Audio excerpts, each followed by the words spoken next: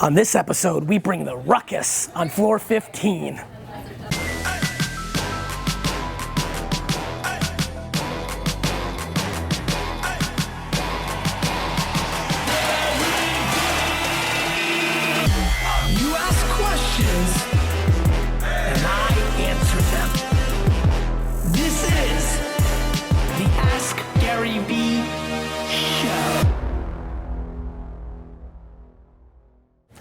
This is episode 146 of the Ask Gary Vee Show. Sorry, guys.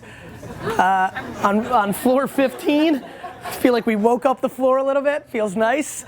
India, let's get into the show. I'm not going to try anymore.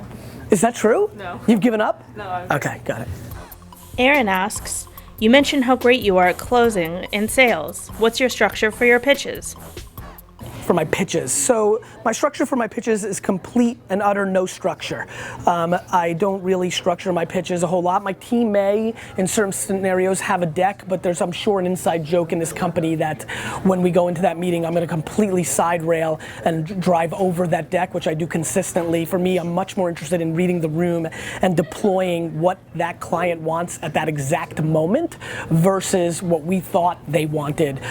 In the same way I sold at baseball card shows, like I would just always react. I really think that my pitches are structured for counterpunching, which means no preparation from presentation form, but complete and utter presentation for knowing the content. See what I mean? This is the thing that most people don't understand. They think that you wing it. No, you're winging the way you're gonna present it. You're not winging what you actually know about it. So the way I prepare is holistically prepare, AKA know my shit. I know what I'm talking about in the things that I'm selling, and then basically I'm reverse engineering, deploying your needs against that expertise at that moment versus what order the deck needs to be for the presentation. My friends, the deck doesn't sell it. The presentation doesn't sell it. The skills sell it. Jeremy asks, Gary, why do you feel the need to swear to make a point? Surely business credibility is better built without swearing. You were excited about asking this question? I don't feel like I need to swear to make a point. I also don't agree that business credibility is lost when you curse. Business credibility is lost when you curse when the judge of your credibility is a D or F player and somebody that is making surface level decisions. As a matter of fact, I would argue that at times I use my cursing as a filter to filter out the people that are not capable of seeing the bigger picture versus being so blocked. Oh my God, I heard the word I can't hear anything else. Everything else must be bad. There's no good advice. This is a bad person. That is ludicrous. It goes into the same context as the way you dress or a million other variables of ways people that will judge you. See, when you're great, you can dress in all red. All red. Next to, I mean, you can blend into phone booths. I mean, you can dress how you want. You can talk how you want, because at the end of the day, the way you deliver is all that people really care about, and the way you make them feel. I'm not cursing to disrespect someone, and I have empathy and respect why a lot of people may not like me or consume me. There are plenty of people that don't watch this video because they saw a keynote where I cursed and they were offended and they are no longer in my set. Surely I would have a bigger audience if I didn't curse. That is absolutely true. And business respect, sure, I may lose out on a deal because they were offended, but in the net score, I win so many more by being me and just being me versus creating a half version of me for the one conservative person and leaving the hundreds of magic business opportunities that are predicated on winners making decisions. So yeah, I'm completely in disagreement with you. And I don't believe that either one of us are successful because of our cursing or non-cursing. I think it has a lot more to do with a lot of things that matter a hell of a lot more than some choice four-letter words. From Charisse. Charisse. Talk about the importance of HR and employees getting along. How do I implement What is this? It's a doll. It's a doll? It's a baby. EB swaddled it. EB swallowed it with a napkin. Yeah. Pretty amazing. Cool, sorry, go ahead. Spooky as shit. Oh, weird, I cursed, turn off the show. Go ahead. Charisse asks, you talk about the importance of HR and employees getting along. How do I implement that when everyone talks about everyone? Well, I don't know if employees getting along or HR is predicated on everybody talking about each other. No, it's like, how do I implement that in a place where everybody's like talking about each other? Oh, talking about each other like gossip? Yeah, I mean, if you want to read it, but that's how I interpreted it. Where everyone talks about everyone. Oh, geez. I mean, well, that means it's broken from the top. Like, I mean, people are going to gossip. I'm sure, you know, in the 550 employees of VaynerMedia, I'm sure people talk about each other. But it's a net score. Don't be crippled by, make sure you're judging the gossiping appropriately. Maybe it's not as bad as you think in the collective. Ryan, be careful. This is an active shoot, Ryan. Yeah, clearly you didn't realize. I'm just kidding. Do you want to come on and apologize to the show? Get over here, Ryan. Let's get you 7 Twitter followers. Guile Gone Wild, I'm sorry for ruining the show. Say, Dear Vayner Nation. Dear Vayner Nation, I sincerely apologize for ruining the show. And I'm pretty sure Gary hates me now. No, I love you. Oh, well, thank you. Tell them what football team you like. The New York Jets. It's my boy, get out of here. All right. Hey, brunch back. Hey, what's up? All right, get out of here. All right. We need to come to 15 more often. There's some good action going on here. Creating a culture where people are gossiping negatively about each other is devastating. There's a lot more to fix. The leadership needs to be looked at. Maybe you're the leader. You need to really look at yourself. I think the only way to fix a real burning building, if it's really, rampant and negative, is to call an all hands on meeting and go straight kumbaya. It's all communication. It's put it out on the table. It's address it head on and move forward. And so, one, make sure you're judging it properly, because in the scheme of things, humans are humans. You can't, it's not like, Vayner's great culture, but like at a micro level, there's a million little bad things going on. It's just you have to look at it as a collective. You can't turn people into robots and not make them have all the emotions humans have.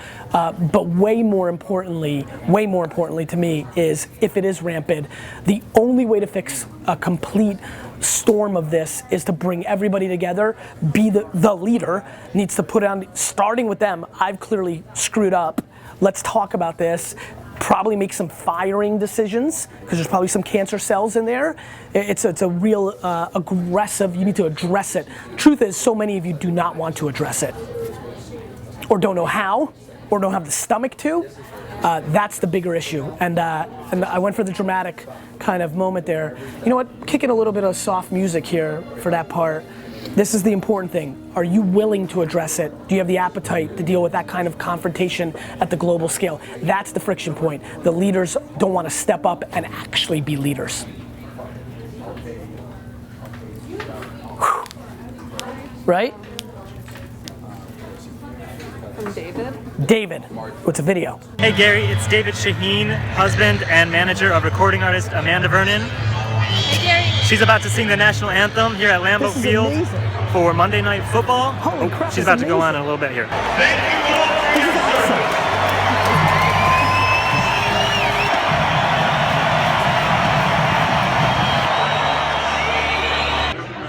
So I was wondering if you could give any tips on how to capitalize on this exposure. Thank you. That's fantastic. I would immediately buy the Google AdWord national anthem, singing the national anthem. I would buy all the long tail words on search on Google for national anthem, singing the national anthem, national anthem, national anthem at halftime. How do I get picked to sing the national anthem? That's a long tail. And I would have your video embedded somewhere with a story about her. So create a landing page on Tumblr, Rebel Mouse, where it doesn't cost you a lot, where you don't have to design. Embed the video, tell a story about her and all her work. And buy keywords on social around that. I would also buy Facebook ads against Green Bay Packer fans of the Green Bay Packers, and say, do you want to see the video, or do you want to meet the person that sang the national anthem last Monday night? Some of them will as well. Those would be the two black and white executional things that I would do. That was good. Some real advice. That's some real advice. Pam, that's some real advice. Thank you. Good. Charles asks, do you see your reliance on the Jets with regards to their effect on your mood as a strength or weakness? Indeed, you're really picking some doozies.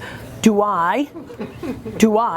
you see your reliance on like the fact that the Jets have such an effect on your mood? Do I see the Jets impacting me so much on a Monday as a strength or a weakness?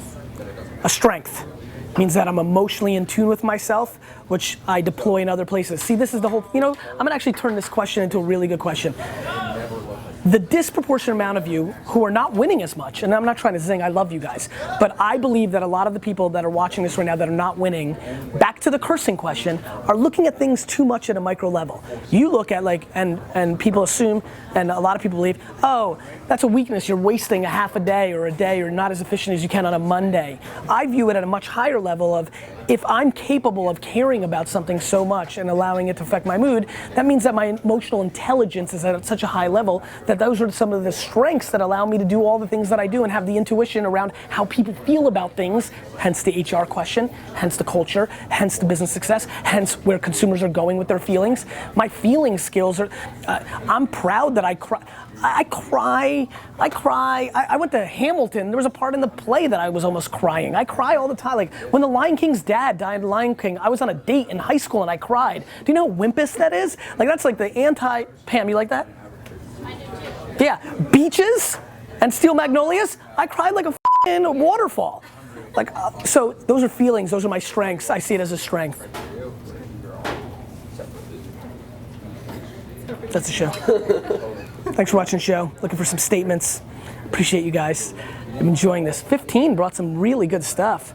I blended into a machine, You keep asking questions, I'll keep answering them.